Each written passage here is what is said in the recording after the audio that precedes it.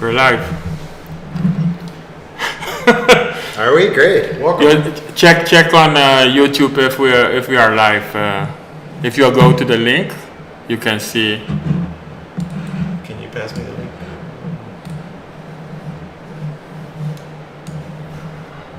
I think we put a link in The group chat?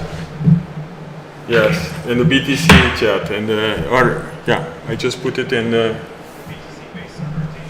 No, that's something. or in the financial, the BTC financial chat, the signal group. The mini conf.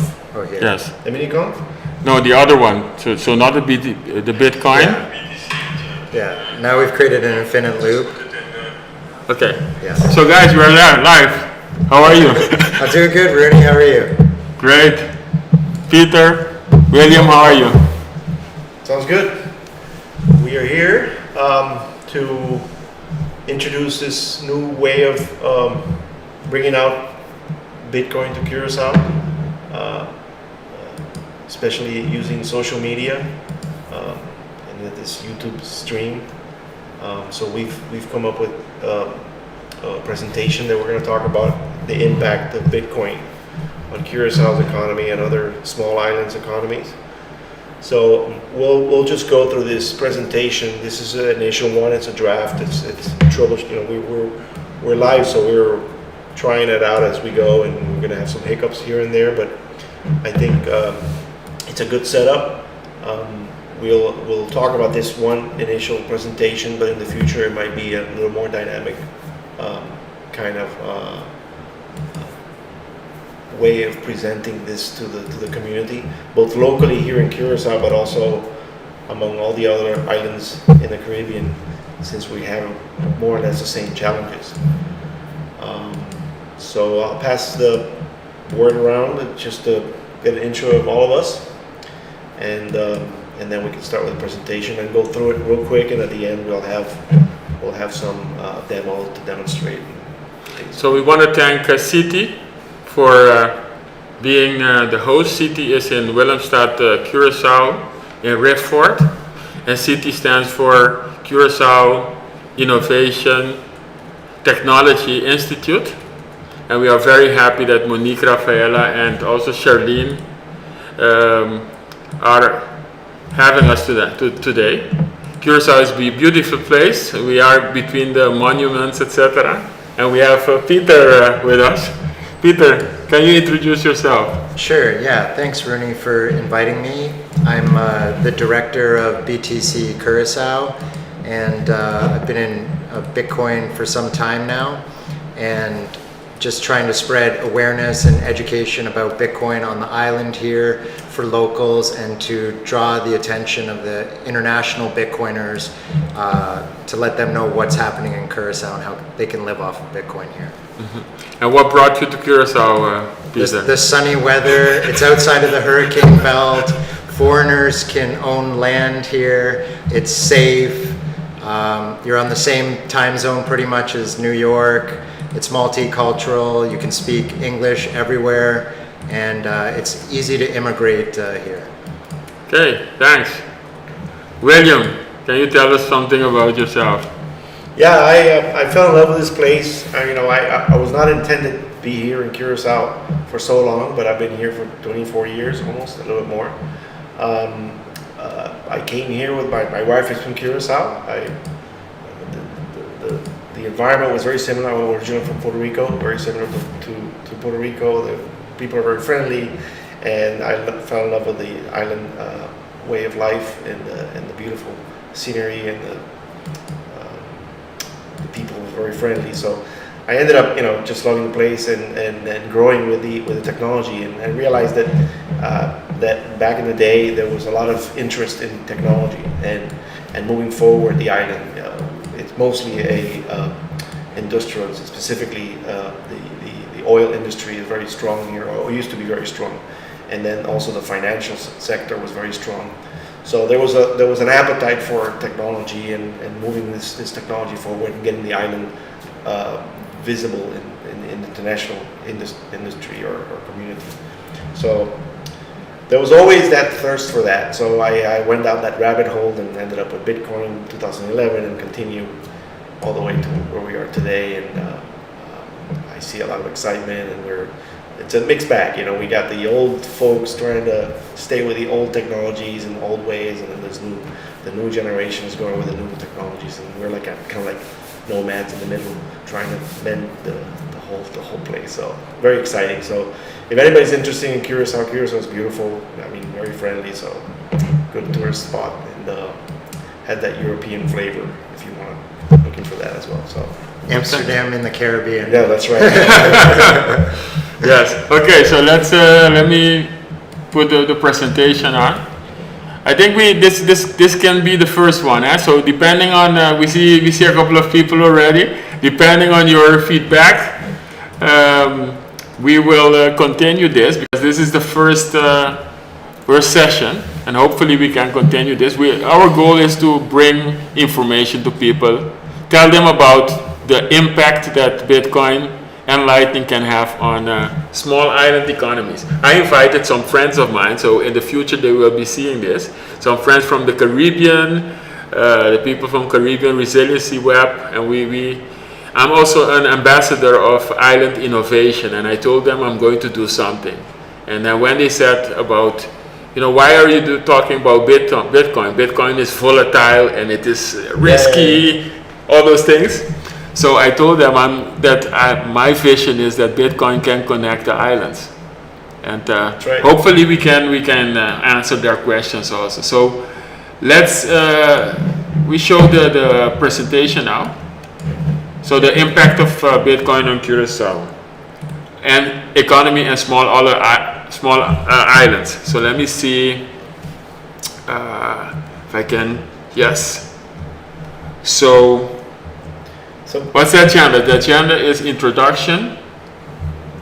We already introduced ourselves. So yeah, so we'd like to just go through the agenda real quick. Just an introduction.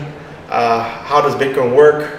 Why is Bitcoin gaining popularity in small island economies? Impact of Bitcoin, Curacao, small island nation's economy. We're going to talk about, can islands innovate? What needs to be in place for a thriving Bitcoin / Lightning and other solutions economy? The development needed, et cetera, on these small islands. We'll have open questions, YouTube questions, a conclusion. There's a demo at the end.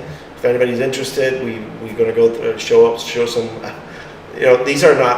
These solutions are not beta or alpha or in test environments. These are production. They're being used right now all over the world. So this is not nothing. So we're going to see those opportunities, those demos at the very end. Okay. So let me continue. Okay. This was, yes. So what Bitcoin. is What's Bitcoin, Peter? Peter or sorry. Go ahead. Sure. Yeah. What's Bitcoin? Because it's What is it? Bitcoin solves this problem of paying someone over the internet without the permission of your government, and that's the original innovation. And in academic terms, they call it the double spending problem. But what it means now is there's a new financial empowerment tool available to everyone on Earth, and you can save your money without anyone's permission, without anyone's knowledge, and take ownership of your time. Mm-hmm. All right. So William, your version. What is Bitcoin? Yeah. So Bitcoin is it's a decentralized digital currency. The way I always explain it is basically it's a way in which two individuals can transfer value of their time and effort that they've kind of worked for, right? So that's usually what money is all about. Money is a way in which you can store that value that you had, and then you pass that over to the other individual in exchange for goods and services. So that's usually the job of what cash is all about, right? So we send coins back and forth. So what Bitcoin does is solve this one feature, but puts it on the virtual or internet side. So now it's a digital version of the same thing that when you transfer value on a physical level from one individual to another, when you meet someone, Now you're doing it through the internet. In other words, through this digital new medium that's out there that we need to transfer value somehow. So till now, it's always a third party involved that handles that. It goes so that nobody cheats each other. But in the real world, we don't need that. We normally walk to somebody and we shake hands and we make a contract and we exchange value and services. So Bitcoin solves that. And the other part that Bitcoin does, to me, that what Bitcoin is all about, is the ability to part your value, your time, your effort that you have worked throughout your either your day, your month, or if you inherit that from somebody. It's a tool in which you can store that value. So just like all tools out there, they can be abused. They can be used for good things and bad things. So that's to be what Bitcoin is. It's a value transfer tool that replaces or helps solve the problem that you don't have that physical value transfer in the real world. You don't have it in the internet or in virtual world. So. Okay, great. Let's move to the next point. So, who's going to tell me how does Bitcoin work?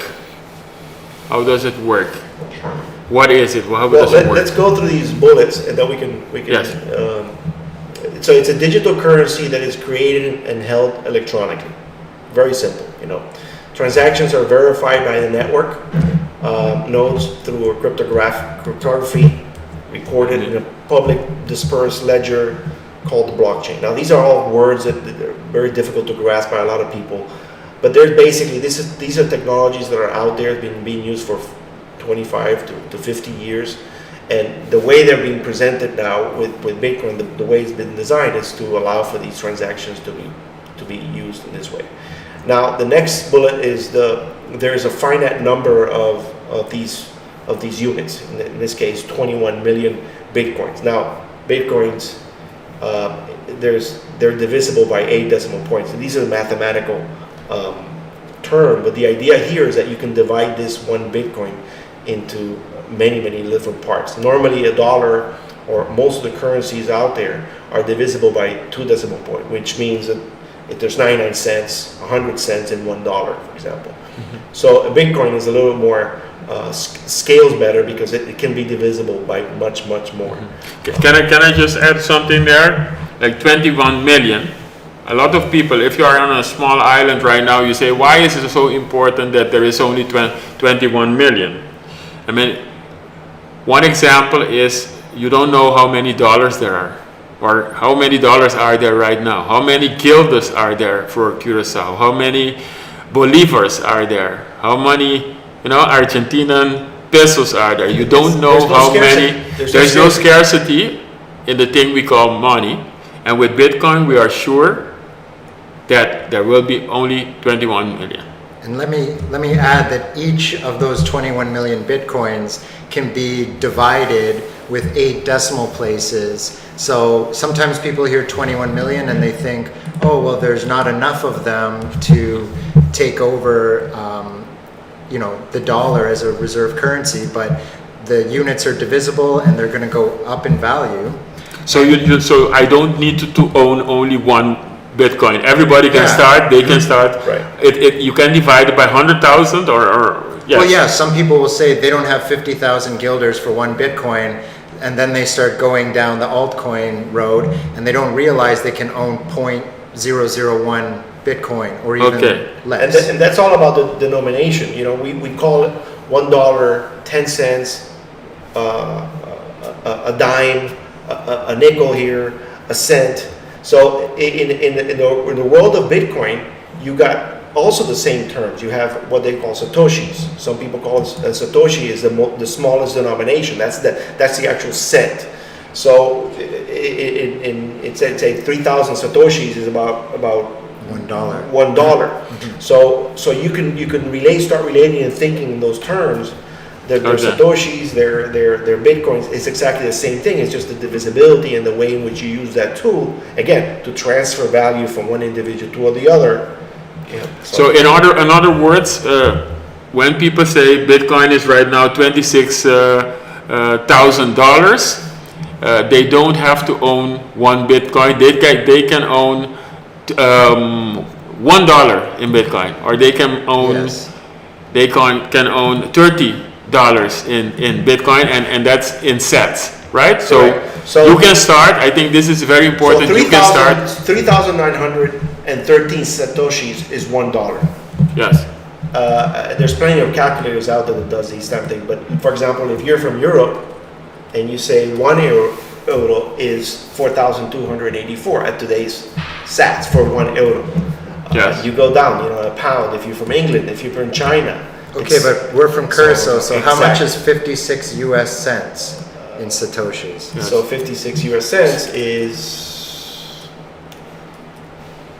2,191 sats For 1 guilder. for 1 guilder. So if you give me 2,100, And 91. And we'll do this 91 example. sats? At the very end, we're going to have this example that we Okay. can transfer these Satoshis yes.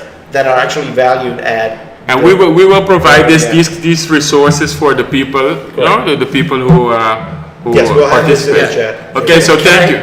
Add my version of like, how does Bitcoin work? Like, when I answer that question to everyday people, I say, well, you go to the App Store, you go to the Play Store, there's an app, you download it, and within 5 minutes I can send you a guilder worth of Bitcoin, or 50 guilders, or 100 guilders, whatever service you're providing me, I can just teach you and pay you all in the same 5-minute window.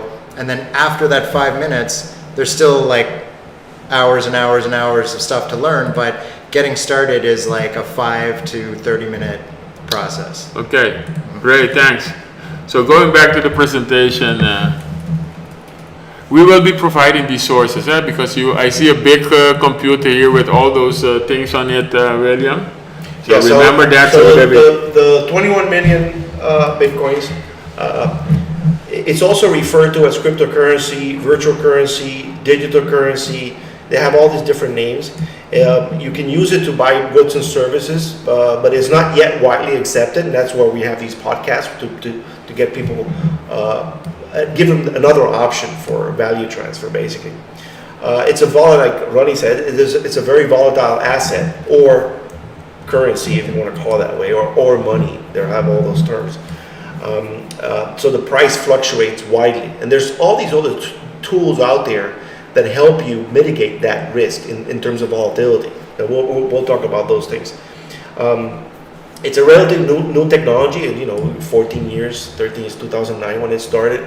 But the base core technology of Bitcoin is not new. It's been around. The cryptography, the technology behind that it's not new. It's just the way it was put all together. And popularity wild is, it's going to explode in exponential ways, basically. Okay. So if you have any questions, you can put it into the chat on YouTube, and we will be reacting in the future about it.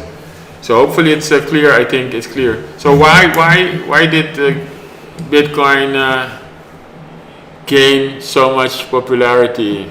Well, the biggest one is reduce transaction costs. That's the first thing.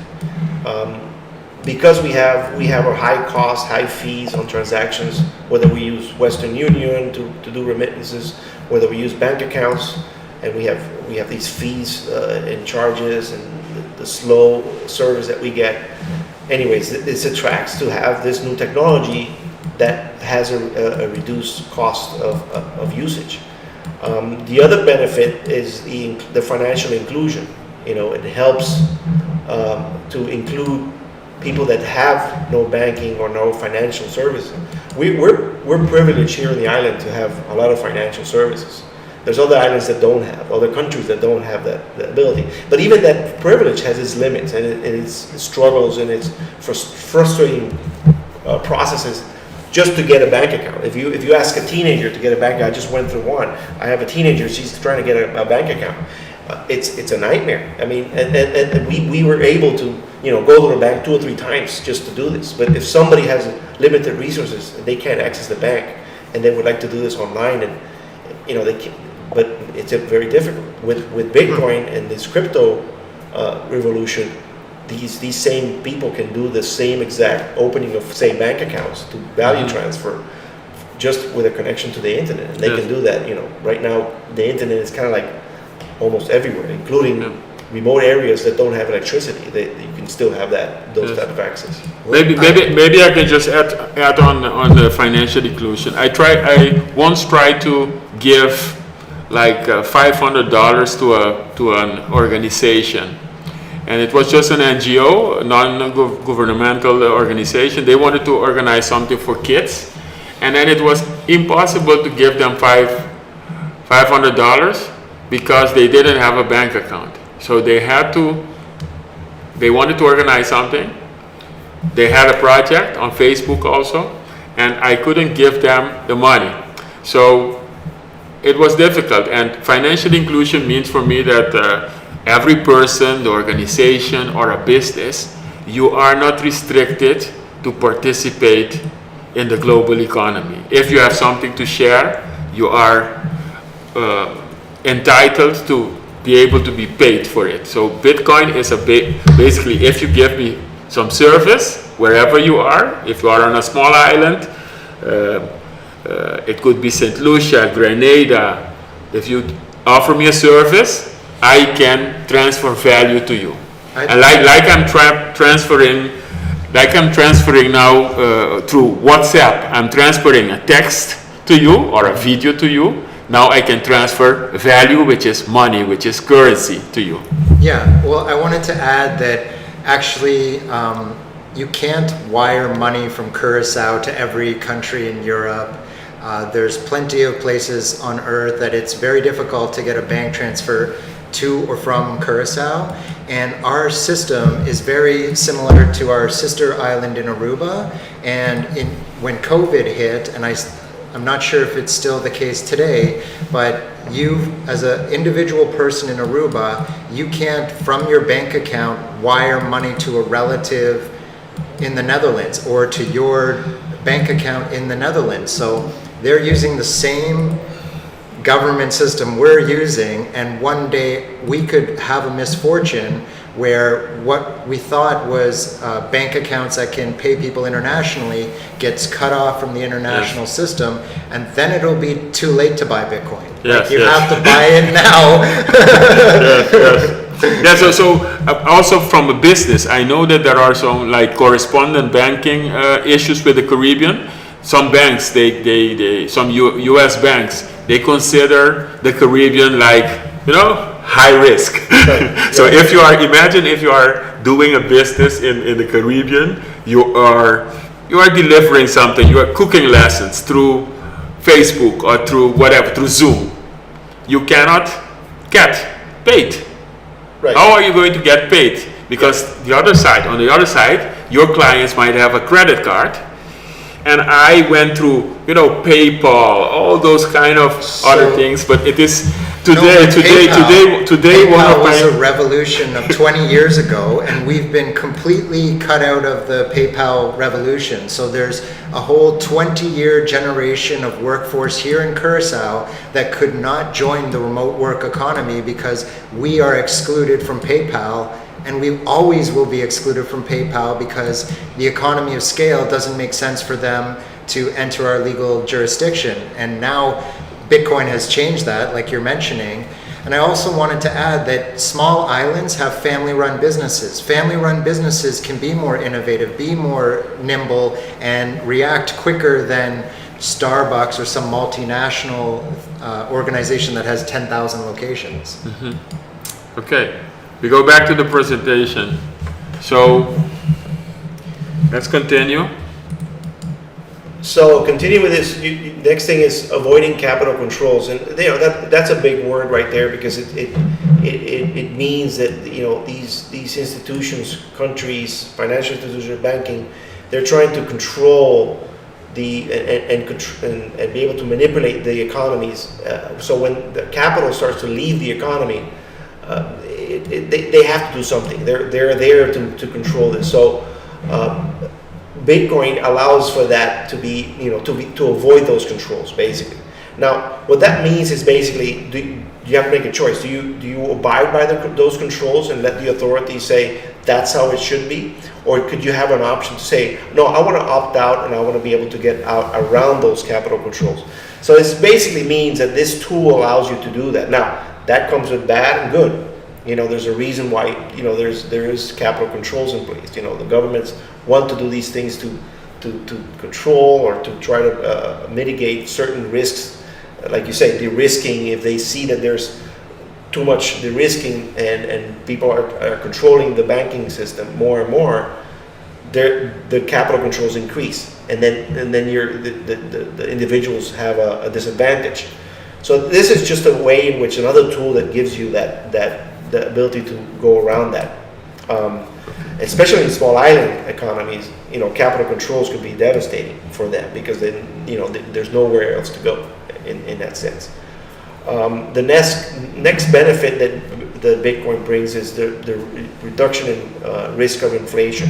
Now that's kind of strange because you would think, well, Bitcoin is very volatile, so in relation to the dollar, it fluctuates too fast. But in a sense, it's actually the dollar going down or up, or any other country. So if you say, well, I can, in countries like Argentina or Venezuela, the inflation fluctuates so drastically that the dollar is obviously very stable, but Bitcoin is also as more stable than stable. 4 countries. Exactly. Yeah. So maybe in a privileged, you know, financially privileged economies like Curacao and all these other islands that are hooked up very closely to the economies of Europe and America, then inflation might be, well, the dollar is much more stable than Bitcoin. But it's all relative, because if you look at other countries, so the question is, you know, does it reduce inflation? Of course, depending on what you're comparing against, it would reduce inflation. The next point that is very important is privacy. I added this at the last minute, but privacy, Bitcoin is a pseudonymous kind of like transaction. In other words, the user is not tied to the transaction unless the user explicitly ties itself to the transaction. So, you know, it has greater privacy than what we see around, and we see this term called CBDCs, which is central bank digital currencies. It's also tied to Visa, MasterCards, debit cards. They don't have that privacy. So Bitcoin introduces that factor of privacy, just like cash does, because cash is a private tool that allows you to do transactions without no third party knowing about it. You just go out on the street and make a transaction with somebody. Nobody else has to know between just the two people.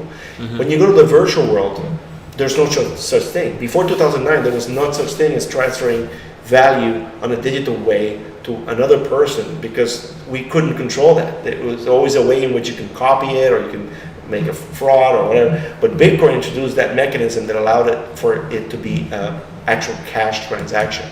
So privacy is a very important thing to look at, including fraud and identity. And we'll talk a little bit more about those things later. Okay. Yes, continue.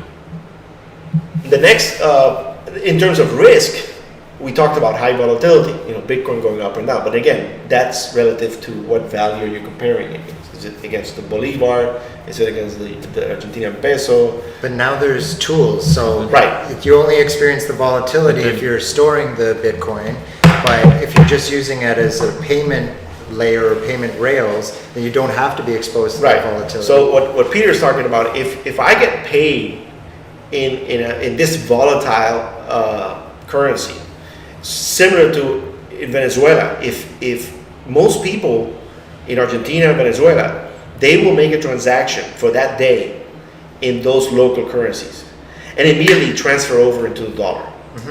So they basically know that it's 8% inflation going up in that day. So the next day is going to be another 8%.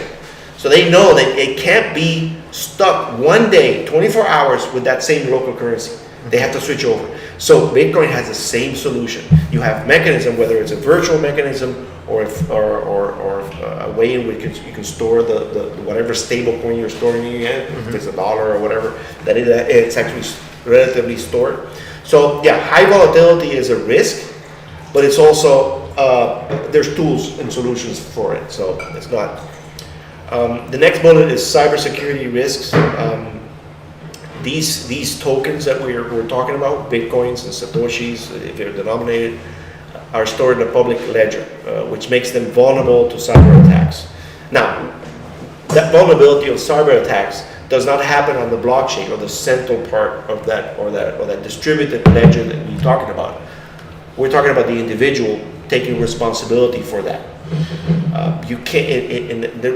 The relationship here is that you cannot call Bitcoin company support help desk and say, "Can I have my Bitcoins back?" Or can I have somebody to help me out recover my satoshis that I just sent and I don't know who I sent it to. So that's a big risk in that sense. But again, there's solutions for that. There's ways in which there's services out there that allow you to mimic the same thing that we have now, in which you can call your local bank and say, "Hey, I made a bad transaction. I got delivered the wrong shoes, and I need a cashback for that transaction," and they'll go ahead and do that. Yeah, but I also want to point out that if you have cash in your pocket, like you have 500 guilders, 5 bills, Exactly. and then you fall in the ocean and you lose it, it's gone. Right. But if you fall in the ocean with your Bitcoins on your phone, they're not gone because you have a backup. Right. So that's another good point, because if you have the physical dollars in your pocket and they get lost in the ocean, you can't call the help desk to get your dollars back. Right. The central bank is not going Right. to So- go into the ocean and get your exactly. guilders So back. in the case of the phone, the same thing happens. You're taking pictures of the beautiful scenery of Curacao beaches, and your phone falls in the water. And you're like, "Oh my goodness!" But I remember I made a backup of this somewhere else, that I can recover those same coins. So it's not all. So it's actually an improvement in technology from the cash transfer money, whether it's gold coins or fiat, or If you it's had an improvement. 20,000 guilders in Giro Bank and they went bankrupt and the central bank guarantees 10,000 guilders, right? So it's not that you're gaining a risk with Bitcoin, you're selecting from like a list of different risks, and none of them can make sure that you're 100% safe in every circumstance. Right. Okay, let's continue. So, let's continue to the next point. William, let me see. No, lack of regulation. We mentioned just quickly. Yeah. Lack of regulation basically means that we need to have regulation. In other words, when you play a soccer game or a cricket game or a rugby game or a football game, there's got to be the same rules have to be the same at the beginning of the game as it is at the end of the game. If not, nobody's going to play the game. And what's happening is that the rules are changing throughout let's say an entrepreneur doing a business plan. The rules they're unknown. It's very hard to determine if the rules are going to be the same in a year or 2 years from now. But what do you mean with the rules? The rules, like for a small island, the governments don't have rules, or what are the rules? Right. The rules, So do you mean the so- rules for taxing if you Well, own For Bitcoin? taxes, for taxes. So what do you? Let's formulate it in a kind of a recommendation. What would you recommend if suppose there are Caribbean policymakers right now listening? What should they regulate? They Just should, briefly. Yeah, they should be looking at either countries out there that have been doing regulation already on crypto, and when I say crypto, I mean the general industry, because crypto and Bitcoin are not the same things, but you still have to patch it in that way that crypto is going to be regulated and Bitcoin might fall in a different category within that regulation. But it has to be clear. You have to know, okay, like right now we see the SEC in the United States saying that crypto, most of these other coins are securities. So they pass and fail, or actually they fail the Howey test. So Bitcoin has not gone through that, and Bitcoin has actually passed the test with other coins. But the point is that Bitcoin is set on a different category. So if you know that these countries have already done those homeworks, Curacao can then adopt these type of things and as a draft, for example, Or small- and start bring them in and get public involved. So you expect? Okay, let's summarize it. If the first group of Caribbean islands that really regulated, that are clear, they could expect Correct. people coming from Investors outside, will investors. run to those places. Some Caribbean islands have regulation, and some of the world's biggest cryptocurrency exchanges are located in those countries, Correct, exactly. like the Bahamas. Yeah. And so here in Curacao, like through BTC Curacao, we've done research reports with local businesses, and we've heard from accountants and lawyers, and they'd like to hear something official from the government. So the central bank has issued statements. They have a draft law, but the draft law is not publicly available.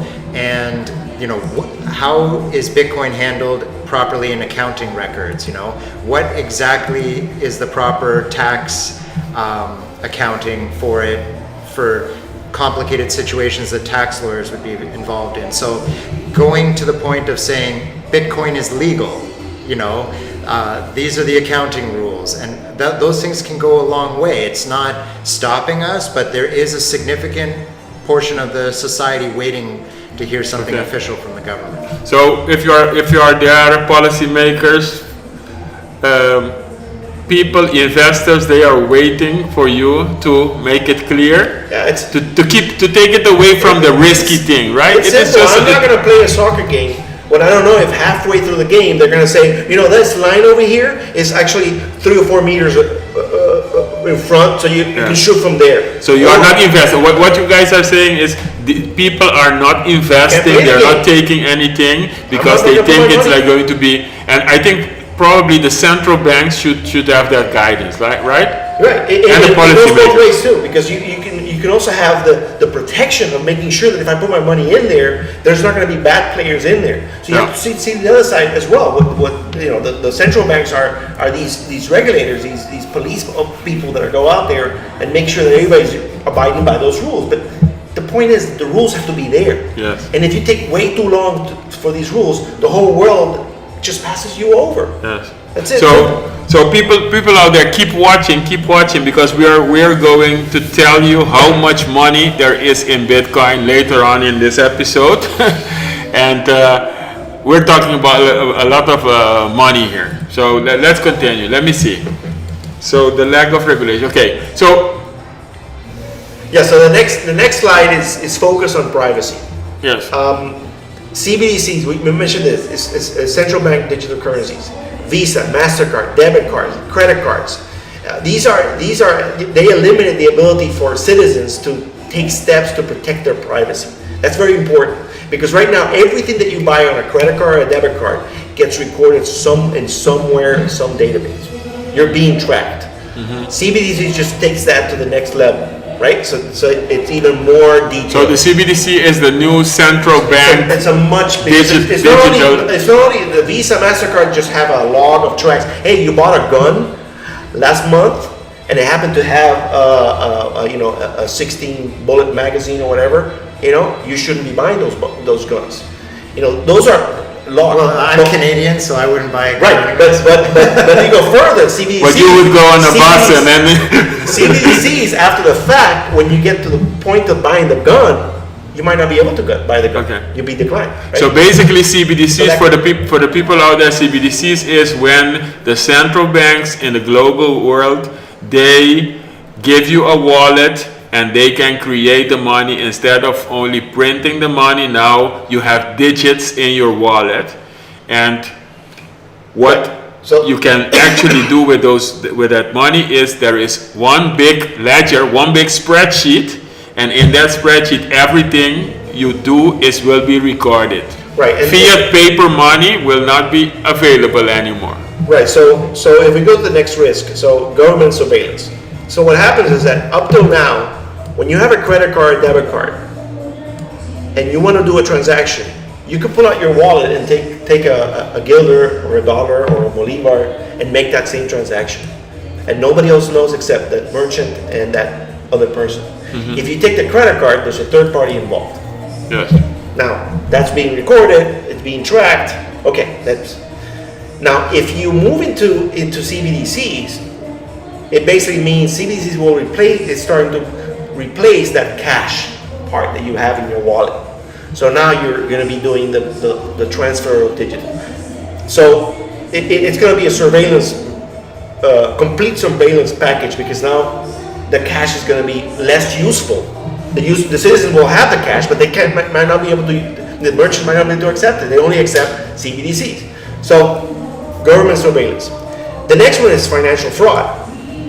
You're putting all your eggs in one basket, which means that all your transactions, everything you're doing, your identity and everything might be tied to those CBDCs, those transaction histories, which could mean, you could be, if God prohibits it, but it could be that the government gets hacked, and that database and that blockchain, let's say, because it's very similar to the Bitcoin blockchain, gets compromised. There's this vulnerability. And then the next step is the cybersecurity part is the ability, it's vulnerable to cyber attacks. You could have attacks targeted at that blockchain for that country, and you could shut down the whole system. So now you're vulnerable because you can't use cash. Cash is not cash to society. So that's another cybersecurity risk that you get. So what happens when Europe goes cashless? And then people come here without cash, and then if you don't have a way to accept the card, you're out of the system. You can't even. That's right. Do So you business can't with even tourists. exactly. Yeah. So Bitcoin gives you a possibility to accept money. So this is just explaining that CBDCs takes away privacy. Yeah. Now it's a difference between something secret or something personal that you have. There's always privacy. You always have to have privacy in your life. And money, true value transfer money between two people is that private transaction between two. It's not a secret. It's just a private transaction between the two. There's taxes being paid there. There's no, you can still track all those bad habits or bad actors in that same transaction that we've done it for 5,000 years with traditional money. Yeah. So it's nothing, because we have to make sure that the money laundering is not there. It's how was it done before the internet? Yeah. There was money laundering back then. How did we do it? Money was an asset before 1971, and it became a debt after 1971. So before 1971, there wasn't a counterparty risk with the money you received. So there wasn't this impetus from the government to have anti-money laundering. Concept was not invented. So it's critical to understand when they mention the word it's going to be a cashless society. You have to be aware that what the consequences are. What are the consequences? Not only because you like I said, if the country you're doing the most transactions with all of a sudden are cashless and you have cash but they don't accept it, you're at a disadvantage. But what about older people, older generations? What about their consideration that they would like to not jump into the smartphone era and the new technology? Give them an option. I just want to add something, and then that might be. I think we can continue with this session because the people are thinking like, why are we stressing the CBDC so much?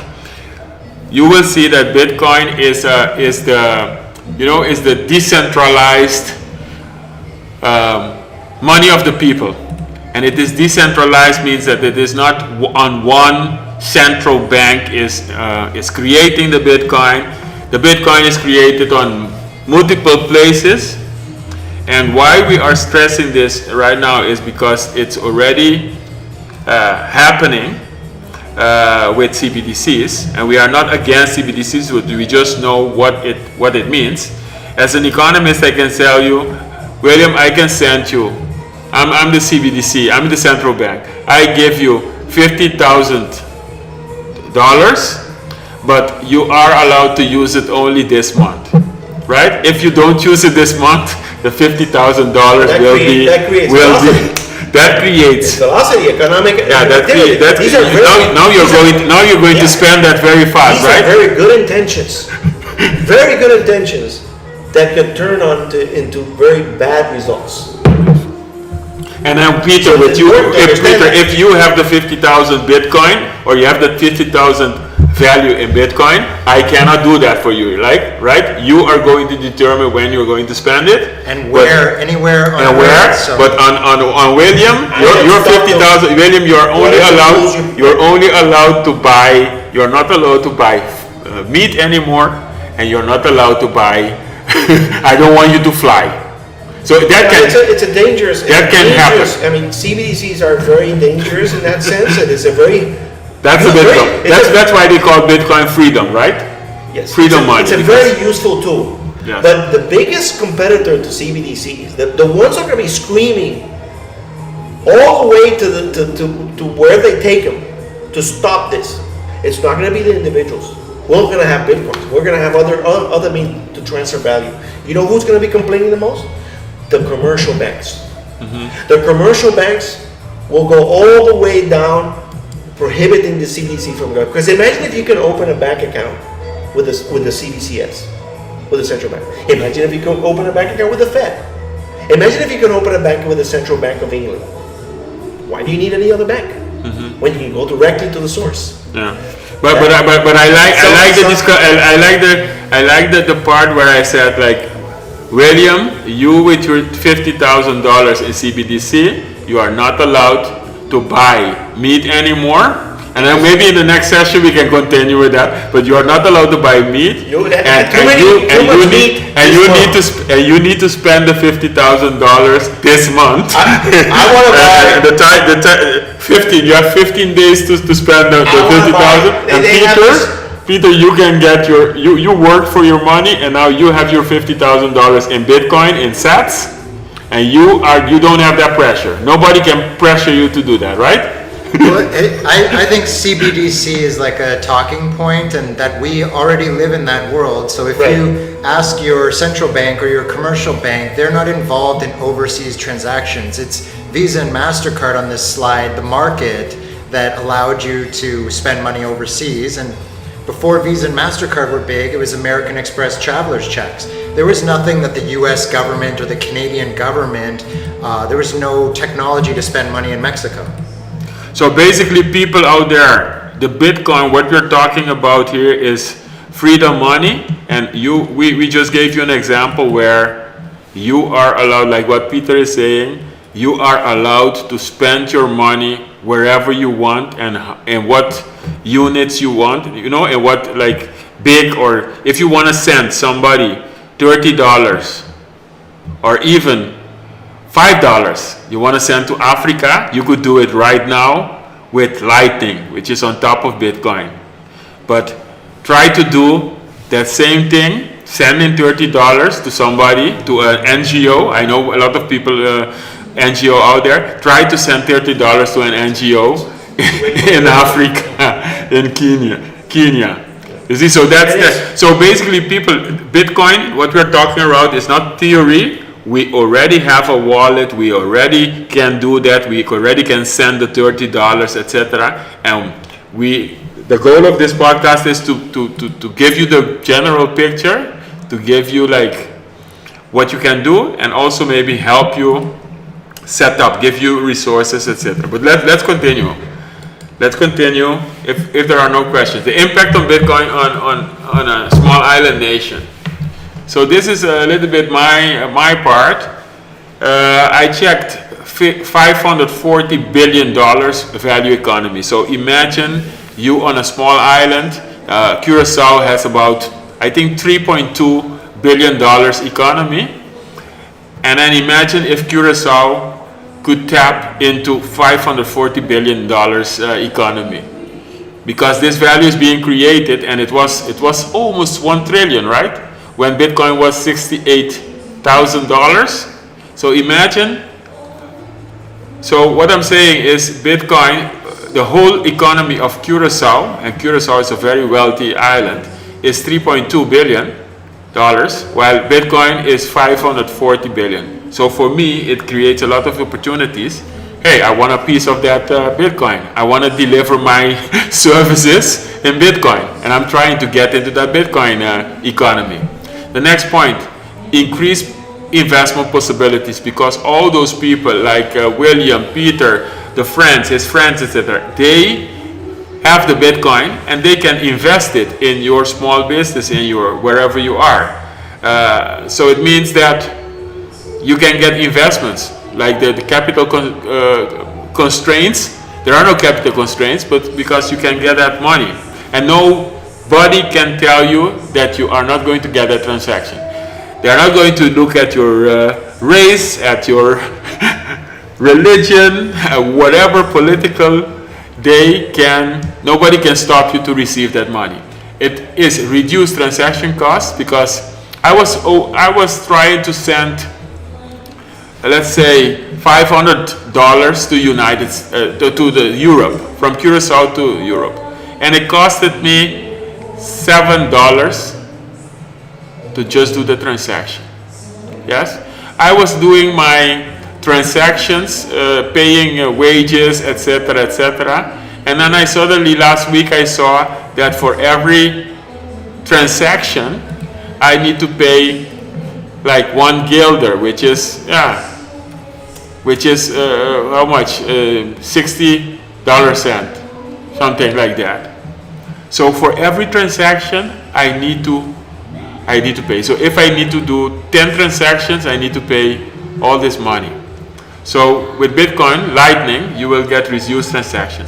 Increased financial inclusion, because you are going to participate in the world. You can receive money, you can pay. Alternative possibilities for savings. We're going to through all these points a little bit. Alternative possibility for savings. You can consider Bitcoin as a savings account, and with that savings account, you know for sure that there are only going to be 21 million units. If I save in gold, I know they're going to get more gold. If I save in something else, whatever currency, fiat paper currency, I know they're going to make more of that. Price transparency, you can check the price of Bitcoin every time, every day, in the night, and the price is on multiple places. You can receive income from other foreign markets, and you can participate in a new financial rate. So the last point I want to mention, the financial rails means there is the PayPal, Stripe, Wise, all kinds of ways that you need to ask permission to be doing it, to receive money. And this, with this new financial rails, means that if you download the app, like a Moon wallet or a Bitcoin Beach wallet, you download it, then immediately you can create many bank accounts, right? Because in your wallet you can create many bank accounts and receive money. Nobody can stop you. You don't have to be 18. You can create a wallet for your child and put some Bitcoins in there. So look at this. I want to just go short on this. Curacao was one of is one of the islands in the nation of 3.3 billion, like I said, and like other small island nations, we are very dependent on tourism, construction, business, and there are opportunities for all these sectors. Small island nations like Curacao, they can grow their economy by tapping into this market. You can attract investments to small island nations, and these investments can boost economic growth and create jobs. The Lightning network, which is the layer on top of Bitcoin, can attract micro investments. So if somebody wants to invest in you business $100, and you need $100 to buy groceries so that you can cook meals for people from your kitchen in the Caribbean. That should be possible. On Curacao it is possible, right? Because you can, thanks to our friends from Esperamos supermarket, you can go to Esperamos and buy, with your sats, you can buy the $100. So I can invest. So I would like to ask anybody on Curacao, any mother that wants to start a business and needs an investment of $100 to create meals and sell that, I would like to invest I would like them to react on this, and then we're going to see if we can find some investors to do that, just to make it possible. And also, if you are in the Caribbean and if you need $100, we're not going to give the $100, but imagine if you have $100 and you want to make food, and you have to pay, of course, pay us back, or pay the investor back. That should be possible, right? That should be possible, because the supermarket should accept also this $100 for groceries, so that the mom can go there, buy the groceries, prepare the meal. That's how that mom will not get a bank account, right? Mm-hmm. Right now, the mom will not get a bank account for $100, because if the mom wants a bank account, the banks will ask her for 3 salary slips of the last 3 months. Well, you're the economist, so what percentage of people are without bank accounts here? I think there is I don't know exact, but I will in the next episode I will tell you that, but I know for sure that the mom who wants to receive $100 from a foreign investor cannot do it right now, because she doesn't have a bank account. And it has to be a dollar denominated bank account. Yes. Because the transfer is going to be in dollars. Yes. So that complicates. So what we're talking about here is all the people here in the Caribbean or anywhere in the world. Imagine that mom, and then she needs $100 investment to, do whatever, to do something.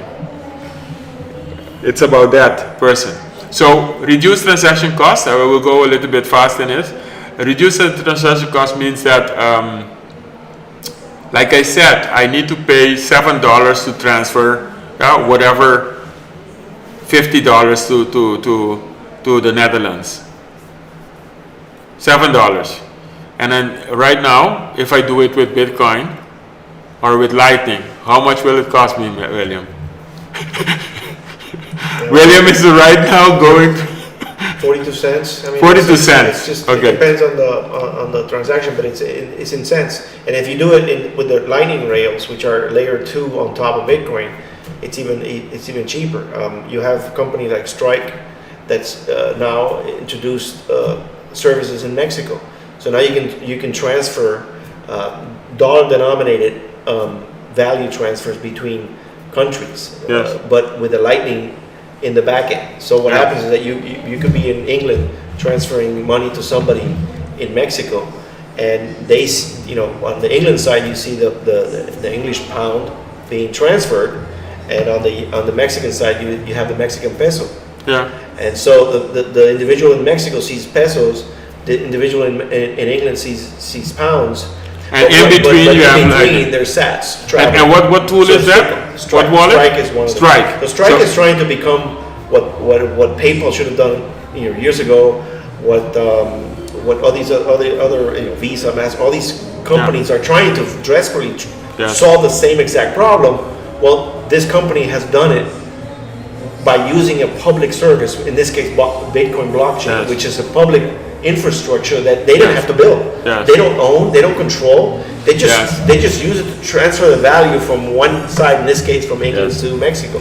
So Strike is opening that and making these transfers literally feeless. I mean, the price of the fees. So if you look at PayPal, all these companies that charge these different fees, what Strike is doing by using these infrastructures is bringing the price, the cost, down to zero. Yes. So when basically, you're rushing down to zero, you force all these other companies have to exactly do the same. They have to go back down from $2 or $3 a transaction down to zero, because your competition is doing it to zero. So how come? So you resist it by monopolies or restrictions and suing them and not allowing them to capital controls, because you don't like the competition coming in and taking a piece of your pie. So what I as a business owner, if you are a software developer or if you are doing something, I think you should follow this Stripe example, and you should invest into that, invest into your knowledge into that, because what I'm seeing here is that Stripe is going to become the intermediary between I have the US pound, you have the pesos, and I change it via Stripe app. It's not about Strike only. It's No, about any company. Any company can do that. Uses this public infrastructure that's out there. Yes. It's highly efficient and effective. Yes. Yes. I know that MicroStrategy, a big company also. These exchanges that are being under scrutiny at the SEC, Coinbase and the Krakens and the Binance in the US, they have connectivity on the back end, infrastructure connectivity, which uses Bitcoin to transfer between them. Yes. So they're already lowering their costs. They know that this is coming. Yes. Now, if that regulation keeps forcing those companies to say, okay, fine, you don't want me here, I'll go somewhere else. So that's a whole political issue. I have a question. But that's the reality. So William, if I am a small island policymaker, etc., and I want to attract Stripe here, so I wanna, that I see an opportunity. What should I do? Yeah, it's easy. Just contact the company, tell them, hey, you're welcome to come and do a presentation to us, and tell us.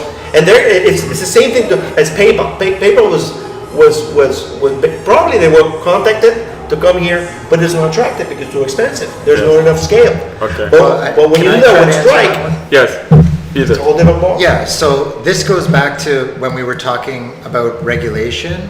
So Strike, the company from Jack Mallers, they can't come here because there isn't like a virtual currency license that a company can get to set up a central bank licensed Bitcoin exchange on the island, working with some of the big banks here on the island. So our big banks are being held back due to regulation not being issued yet because they can't service these businesses, and we need that local exchange if we're expecting other Bitcoin companies to plug into the economy here. It needs to be easier to like convert into guilders in like the big name banks, which there are just a handful of them here, and they maybe want to get in the game, but they're not going to say it until the rules of the game are there. Okay, great. So thank you for that. So basically this transaction it is cheaper and easier for business to operate. This means reduce the transaction costs. So financial inclusion, I already talked about that. Bitcoin helps you participate without a need of a bank, participate in the financial system. And I think this can help you reduce poverty. This means everybody can have a wallet and can start participating in the local economy right now. You only need a mobile phone and then a wallet app and internet connection. That's it? Yeah. Foundations, small island, small businesses in the informal sector, they can have a wallet and they can start transacting right now. So Bitcoin is a way to save. I think Michael Saylor, for you out there, Michael Saylor, look at the YouTube videos of Michael Saylor and What is Money Show, and that's just a resource. And Michael Saylor basically said, I want to save my money for 100 years. I want to save my money for 50 years, or I want to save my money. If you want to save your money right now for your grandchildren that has not been born, you could actually create a wallet, and you know for sure if you put $50 on that wallet, that money is not going to be inflated. They cannot create more of that than with Bitcoin. That's basically, in 20 years, you know for sure that they're going to be maximum of 21 million of that Bitcoin. So price transparency means that you can check the price of Bitcoin through your wallet or through an online exchange every time. You can receive money from all markets. I think basically I want to say that small islands have a problem receiving money, if you have a website, a WordPress site, and you want to receive credit card payments, it's very difficult to get that. So I myself, I create courses, etc., experiences. So everything you can do through internet, and then you want to be paid. But you want to be paid fast, you see? So you want to be paid, you don't want a bank transaction. You want immediately that people pay you $100, $997. So I did a lot of, looking for options to get a way to receive credit card. So I'm looking at this system, at the 540 billion economy, and I'm looking like that's going to be some opportunities. And a Bitcoin Lightning Network can fix this because local businesses can receive. I think William will show a little bit about that. We talked about corresponding bank. So basically it is, there are many positive developments, and local smart businesses, like you mentioned, Strike, etc.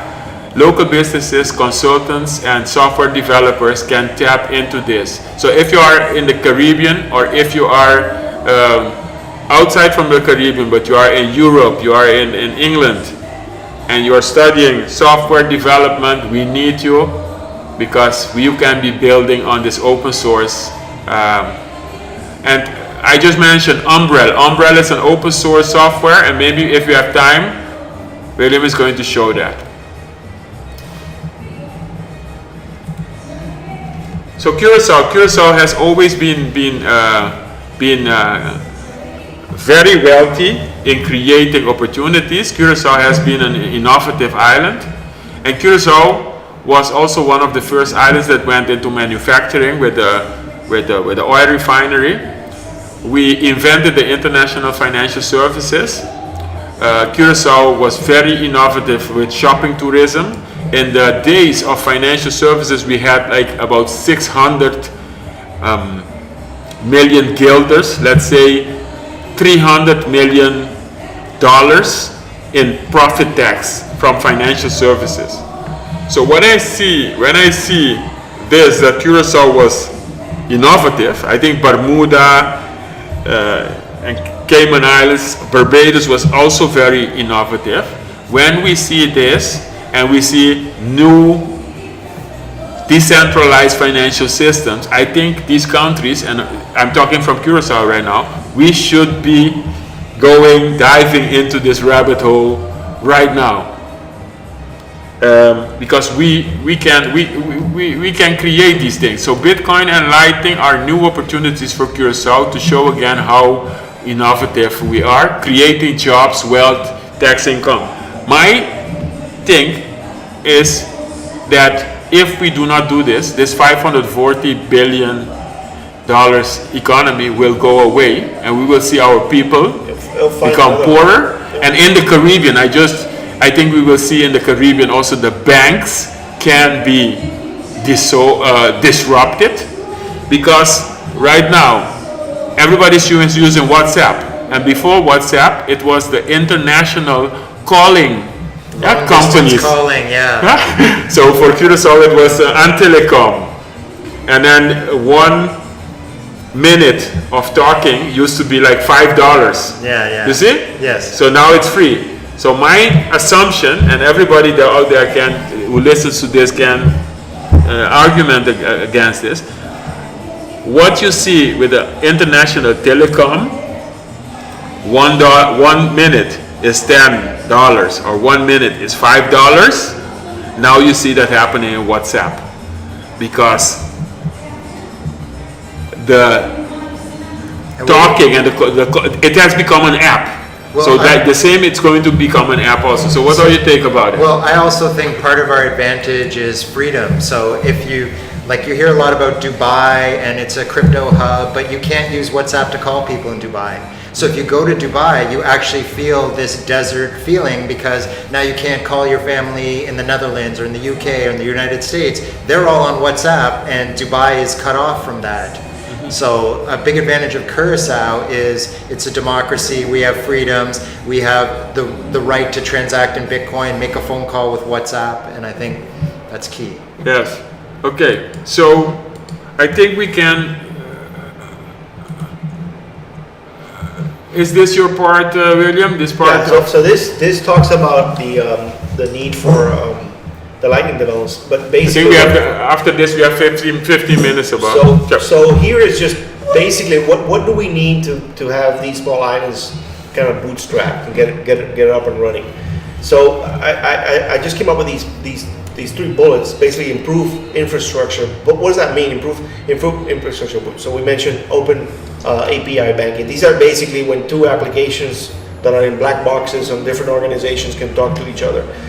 It's not about, do we have connectivity with mobile phones? Do we have electricity? Do we have, no, we passed that part. Now we're moving to the point of where it's like we have an internet connectivity, but what infrastructure or another layer on top of that basic infrastructure we can provide to speed this up. And that's right here is open banking API. Why open banking? Because these are basically your bridges into that legacy network, which is the financial legacy part. Yeah, so how do I go in there Yes. with this new technology? Yeah, so I'm just to explain that for other people there which are not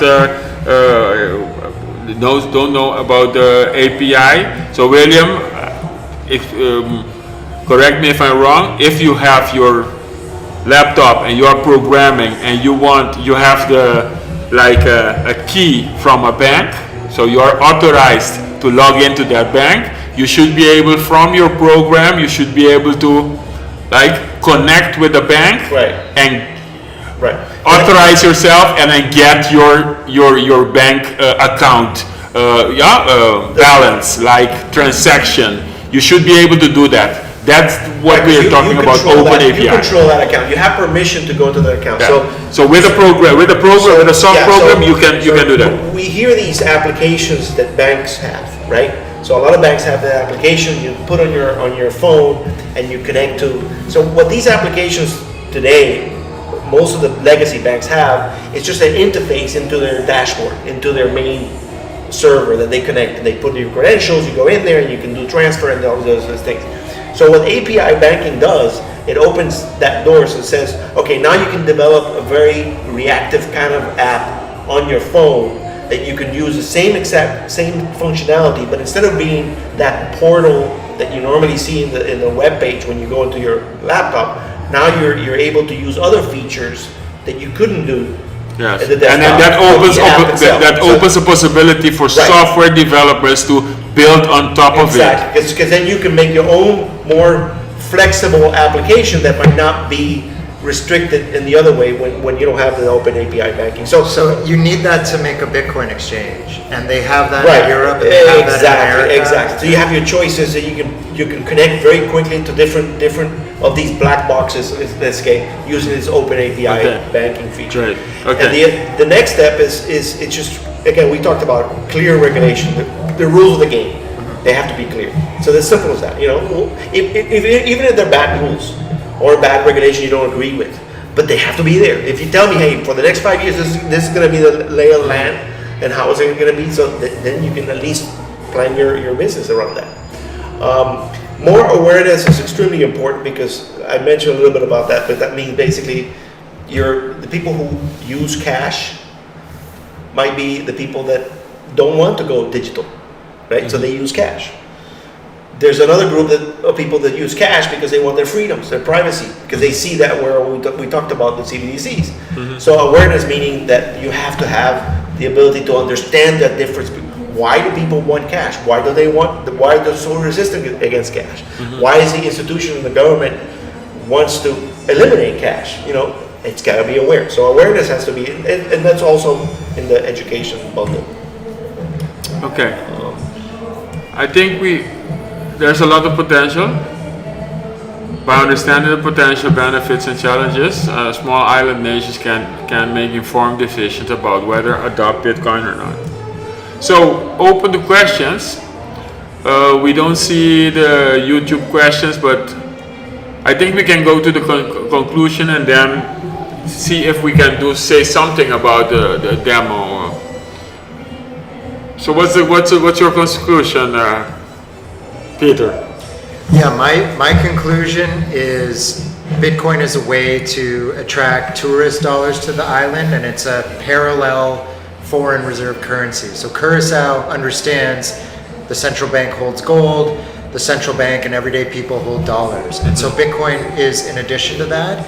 And if we grow the number of everyday people that have Bitcoin savings, we create a resiliency. So if there is some type of COVID or similar economic impact, or there's a cascading bank failure in the United States, which is happening. The US dollar we use today is not the same dollar as 50 years ago or 100 years ago, and it can further degrade, and we want to be insulated from that.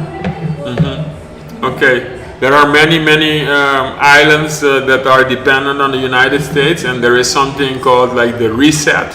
In another episode, we can talk about what is happening with global money printing in Europe, US, etc., Japan. So that's why that's the back story of people, and I've been studying that. So if your currency is pegged to the dollar, like all the Eastern Caribbean countries, St. Lucia, Grenada, St. Kitts and Nevis, Dominica, Curacao, St. Martin, also Jamaica. But I think almost all the Caribbean, they are. Isn't that interesting? Their money is pegged to the US dollar, and while the US dollar is being actually, you get more US dollar for your Bitcoin, right? In 2009 compared to now, you get 20,000, 25,000 more US dollars, and that US dollar is linked to there. So it's basically, and the US dollar is, you get 8% inflation or 5% inflation. So the thing you think we are not against the US dollar, but we are trying to explain what is happening. You have something which is paper. That paper is being deflated as less purchasing power. That paper has also been printed a lot. In 2021, they printed 40% more. In 1 year, they printed 40% more of that US dollar. And then all the currencies are connected to that. And I think politicians in the Caribbean, they should be addressing that. What's the value of your money? How much can you buy? Well, there's already 6 nations on Earth whose government is storing Bitcoin as a form of national savings and to use to buy imports. So this can also be something to consider from a policy perspective, is having a small allocation of Bitcoin so that we can trade with Brazil, for example. And the BRICS, indeed, the BRICS are like gathering together with also Saudi Arabia, they're gathering together. And they are forming a bloc, and probably maybe they are going to African countries are also linked to the BRICS. So I think Bitcoin is going to 500. If we don't do that in the Caribbean, that part of the $540 billion is going to move towards the east. That's my. I see it the same way that the British pound went through. Back in the day, they were the king. They were the currency of the world, and they lost that. Not completely, because you still have the pound. It's out there, vivid, and it's being used. So you get this new introduction of the yuan, the Chinese, renminbi getting into the picture. People are starting to use that. Is that going to overwhelm the U.S. dollar? No, the dollar is going to be always the biggest. But in terms of conclusion for the what the impact of Bitcoin for small economies, it's basically the ability to have another option. You're not stuck with only the dollar, only the yuan, only the yen, or the renminbi or whatever it's out there. You have another option, because the other possibility would be, okay, well, the gold bucks get physical gold. Well, we know how difficult that is. So then you have to figure out if something is just like physical gold with the store of value, but it has that extra hump, which is basically the saleability over time. So now saleability over space. So now you can transfer this in lightning, electronic speeds. So to me, it's just another option for the small islands to have that. And if politicians stray away from that and take that option away from you, that's when you start questioning, am I voting for the right party, the right politician, the right person? That's it. So what do we have? Let's see how we can do this. It's simple. Let me send you let's go to the first, the portal for, so let's say we're going to do a little bit of demo. Yeah, let's do a portal, e-commerce portal. So we have an e-commerce example. Yes. So what you do, go ahead and click on that link. Yes. And this is a portal that has two products. Yes. So you got, on the left you have a BTC Curacao sticker, and on the right you have a BTC Curacao video. So you decide what you want to buy. Yeah. So let me see if I can. I don't know if they are seeing it. Yes, they're seeing it now. So the left is a sticker, and the other one is a portal. It's similar to eBay or Amazon. So I can. It's an e-commerce. To explain people, because BTC pay, people can have it. Right. It's not something that Pref key. No. This is open source software. BTC. It's not owned by BTC Curacao. No. We can deploy this thing to all the islands. Good.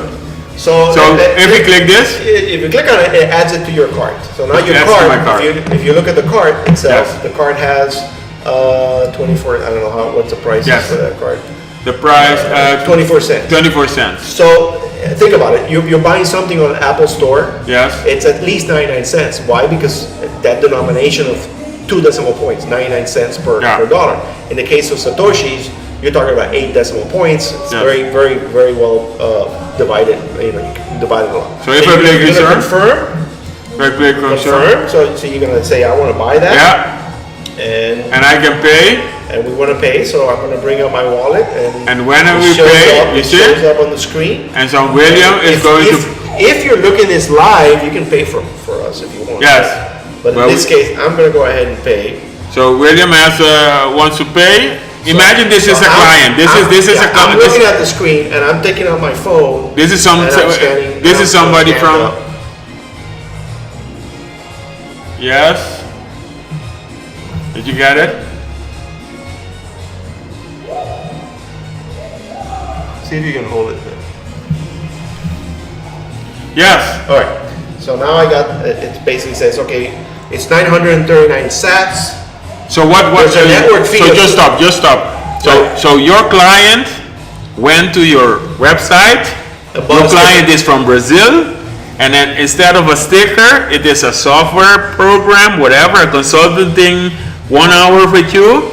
Or it could be tiles. It could be anything for your house. And your client is actually clicking. Your client from Brazil, and you are from the Caribbean or small island, and your client from Brazil just took their wallet, like William, and then paid.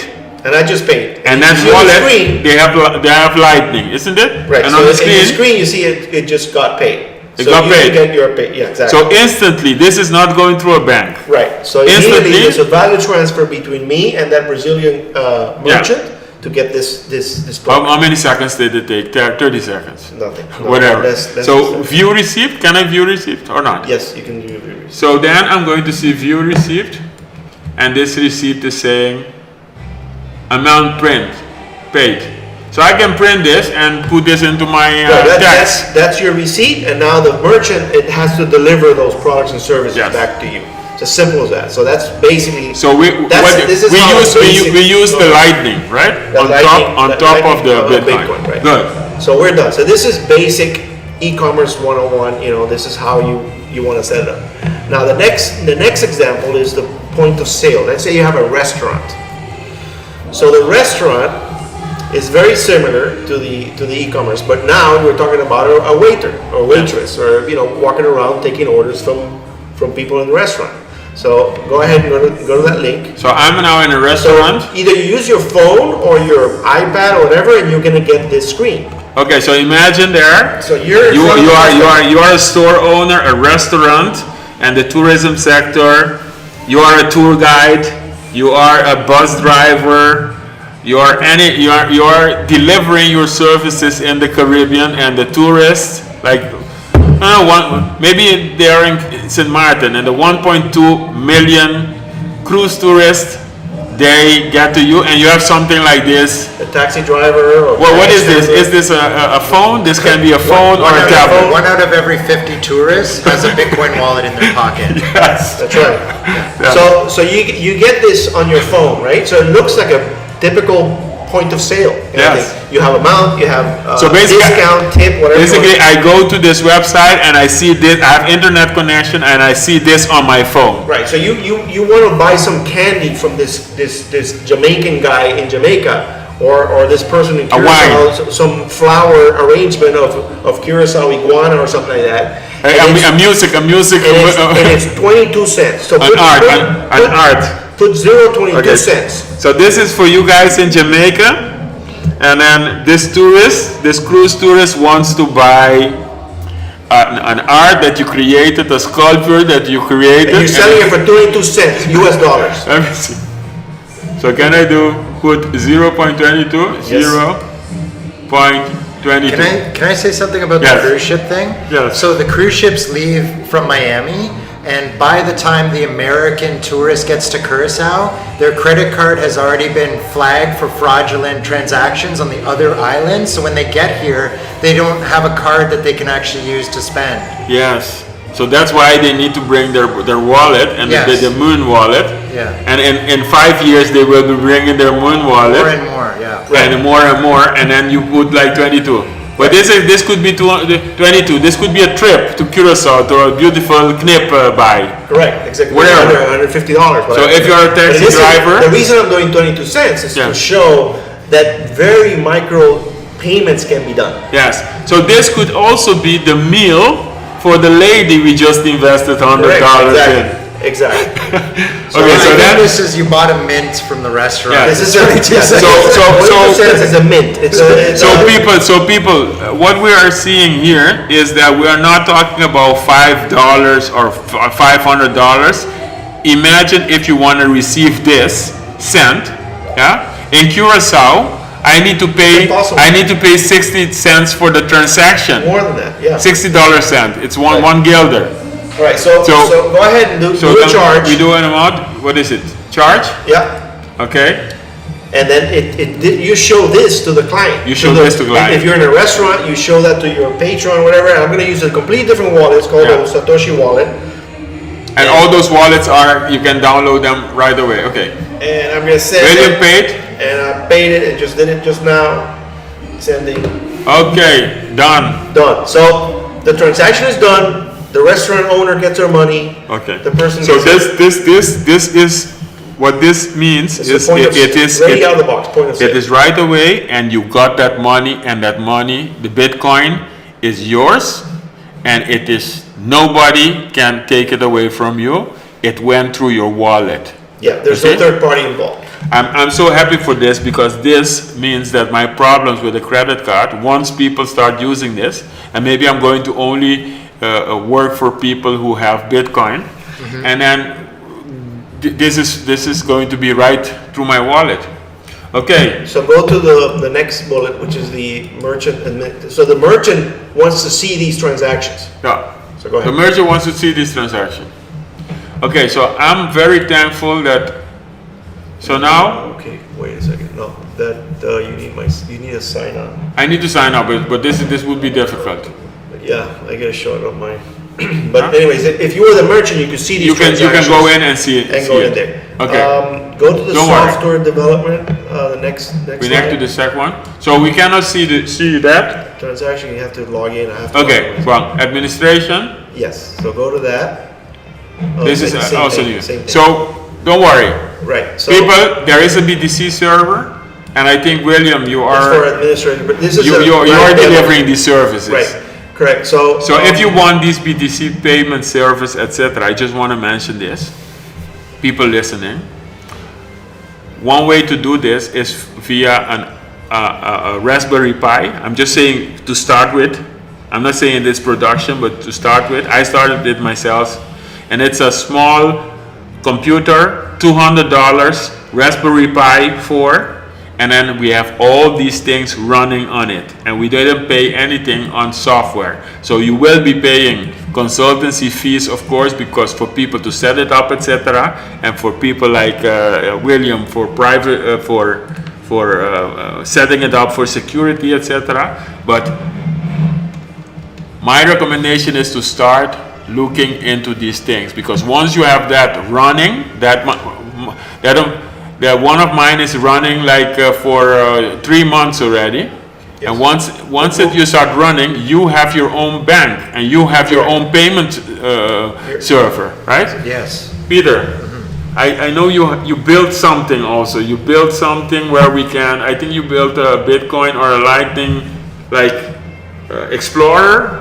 I built a Bitcoin accounting explorer. It's called bitcoin-reports.com. Yes. And there you can put your transaction ID or your Bitcoin address, or there's another thing which we call the extended address, or XPub for short. And then you can collect together all your transaction data with the price of Bitcoin when the transaction happened. So that's something that accountants will ask merchants, like, okay, you sold something and it was 9 guilders worth of Bitcoin, and I see on your wallet you got this many Satoshis, but you need to make sure that it actually was 9 guilders that you received, like a double checking the figures. Go to the slide. Okay, thanks for that. So you see there are a lot of people. Keep going down. A lot of people. So Press them on. at the very end, you'll see the link. Yes. Keep going. Keep going more. So people, we are almost finished. Let me see. I think I got them. Yeah. One more. Should I? That was the last one.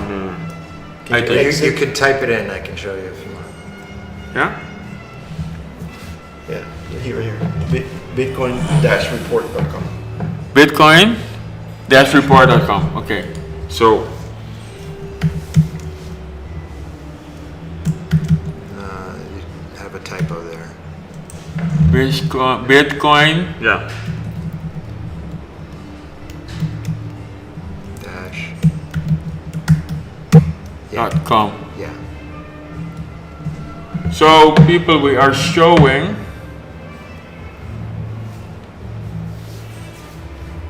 Yes. There might be some issues with the site because it's actually my developer's working on it today. Okay. Yeah. But this is what you built. Yes. Just can you give us what are we seeing here? So for Right- the non-technical people, what Yeah, are we right seeing? here you're seeing a view of like most recent blocks, and then if you scroll up at the top, it's really all Similar this to search Bitcoin box. Explorer. Yeah, so you would just put in your address here, and then you would see all your transactions on that address, their amount in Satoshis, and their historical guilder exchange rate price. Because the Bitcoin price is changing every minute, so we basically have per minute price data. So if you did a transaction months or years ago, and we have the price right down to the minute. Yes. And then you can export it as like an Excel file and stuff like that. And it's a very handy thing for accountants. For accountants. Yeah. Okay, so what we're seeing here is people building already on the Bitcoin ecosystem, helping you in the Caribbean, small island nations, to have your tax accounting possible, accurate. So when I'm seeing this, Peter, I'm thinking, I don't know if you are open for that kind of work, but when I'm seeing this, I'm thinking like, if I am a small island nation in the Caribbean, Dominican Republic or whatever, and I wanna be one of the first, then I would contact you to help me with this. Well, this is free software that anyone can use, just pasting their stuff into the search box. Okay. Yeah. Okay. Exactly. Okay. Great. Yeah. So, I think we almost finished. So, people, hopefully, let me see if we can get all of us three. Hopefully you, let me see, podcast. Yes, we went to the presentation. So hopefully you saw today the first episode, and this is a trial for us. and we think we're going to do more of these things in the future. Hopefully this was an introduction. We wanted to show you that small island nations need to really be part of this economy, right? Have a response to what's going on. To what is going on. There is I got a feeling that a whole decentralized financial system is being built. It's open source. Everybody can tap in. Developers, people, small business owners, they need to tap in. And I'm not getting a response like, "Hey, this is serious." So if I'm a political party, I don't want to become political. But if I'm a political party and I want wealth and jobs, and I want wealth for the people from the Caribbean and on small islands in the general, then I would take this seriously. The thing is, this is changing in exponential ways.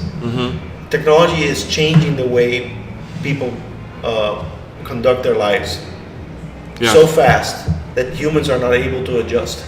And now we have this new mix in there. The artificial intelligence could be another topic for other podcasts, but artificial intelligence is another factor that's going exponentially very high rate of change that humans can't cope with. Yeah. So putting your head in the sand, hoping that this will go away, and maybe hoping that your retirement is done and I can be able to go and move away and things are going to go back to normal. Reality is, it's tough because it's not going to be like that. And we're actually focusing on the new generation, the millennials, the next generations. The money that we're spending today that we call, debt as an asset, is actually somebody else's money that hasn't even been born. And it's not fair because they're not even here to say whether they agree with this spending of this money or not, that they're supposed to have. And it's not fair. So we just need to make sure that we can inform people as much as possible of this rate of change, and that there's opportunities and options, and it could be coped. I mean, it's not the end of the world. It's just a matter of embracing it. I want to finish with a question to all of you, one by one. Is William, what should people who listen to this or listen to this replay and they watched it and they don't know anything, they know they need to do something. What is one thing they could do? The next step, the next little step. So what is the assignment for the homework we want to give them? Yeah, I think that because this is not free. This is not free. We give it for free. We gave 1.5 hours of us for free, but there is an assignment. What is the assignment? What's the assignment? If somebody wants to take it, go. We're gonna post a lot of these links and resources that we have, in not only the presentation, but we're having in the notes. We're gonna have them there, and we'll be able to put links on different what they call non-custodial wallets. These are wallets that you control as an individual. So there's a few out there. Ronnie mentioned the Moon wallet, but there's a wallet Satoshi. There's also Blink, which is a wallet being used in El Salvador that has stable coins in it. These are wallets that if you right now download, go through the steps of securing these wallets, because now you're your own bank basically, and be able to either engage with us, and if you're interested, we'll go back and forth and send, like we just did, 24 cents, 30 cents, 10 cents, whatever it is, part of the assignment, and you will get Satoshis in your wallet. Because it doesn't matter if you secure 10 Satoshis or $10 million worth of Satoshis. It's exactly the same process. So that would be my assignment. So your assignment is next time, don't show up if you don't have a Moon wallet. Make sure you have a wallet. Remember, we sent you back to this episode, right? Yes. So the assignment from William's assignment is get one of those wallets, and that's it. Yeah, best way to learn is to actually try it out. So it will take you 5 minutes, right? And we're not talking if we can exchange money or back and forth. No, it's just get your wallet. Cents. It's nothing. It's Peter, what's your assignment? Well, if you asked me first, I would have given William's assignment, but so I agree with William, and then I'm going to add assignment number 2 is you buy like 200 guilders worth of Bitcoin and then go online and find a t-shirt with a Bitcoin logo on it and buy it online, because you learn more by doing than by reading. So it's important not just to buy Bitcoin and squirrel it away, but you have to do your first transaction to increase your confidence level. So that's assignment level 2. The assignment level 2, so buy something. Buy something out there. Buy something. Merchandise, service, they're out there. They're Yeah. them. Yes. Okay, so my assignment is I want you to learn something about money. So something more about money, and I'm going to ask 1 hour of you extra, and then you need to go to, after you visit btccuracao.org, of course, .com, btccuracao.com to see what's happening there. I'm going to ask you to go to YouTube and then look for Robert Breedlove and Saylor, What is Money Show.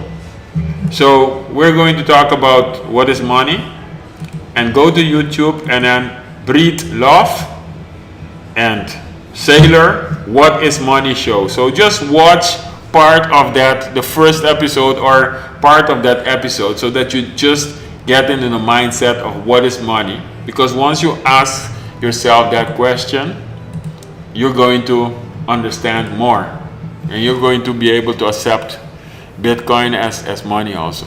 So I think that's it, guys. We'll try to log off, and then we will be sending everything to the other. We will be contacting you. Thank you very much, and if you have any comments on this, just include that in the comments, and we're going to try to go offline. Thank you. That's it. Take care. So let me see. We need to go off.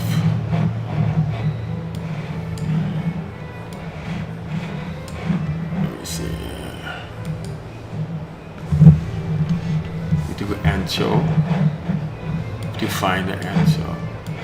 It's always at the top.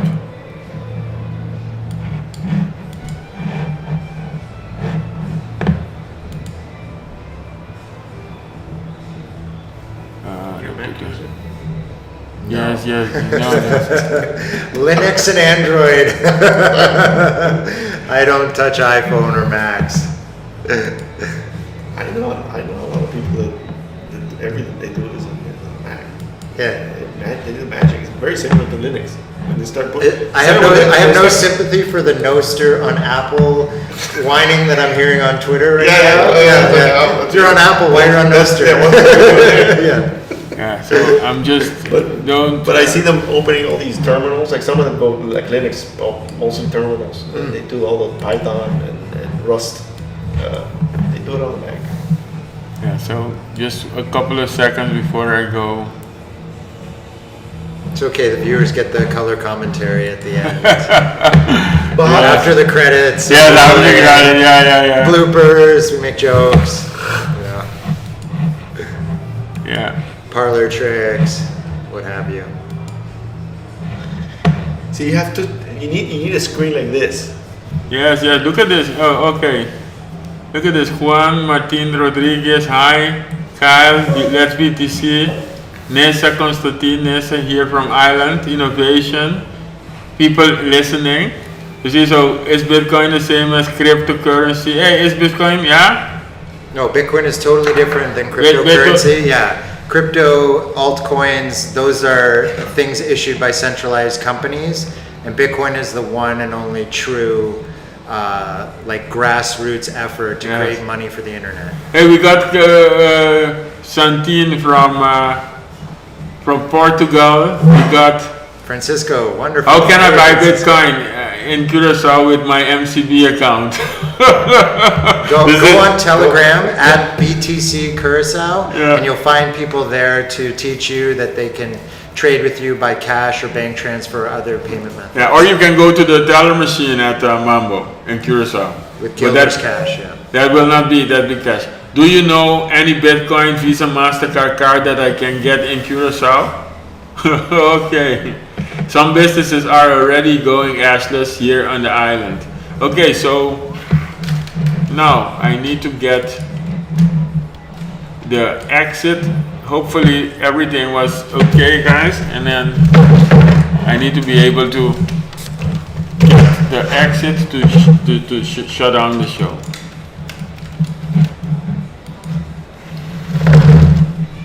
You can move the screen. Become live. You can move the screen. This is yours. Yes. See. And it's got that strip there. Yes, and I need to. Okay, so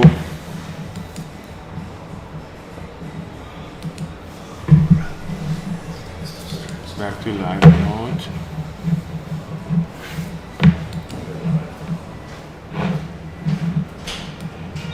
I need to close it down.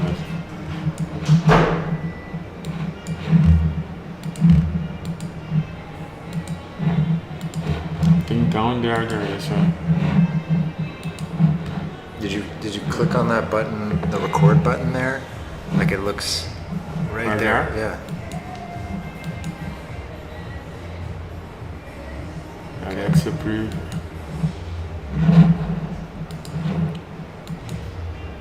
Streaming still. Exit stream, And, huh? right? And Yeah, stream. end stream.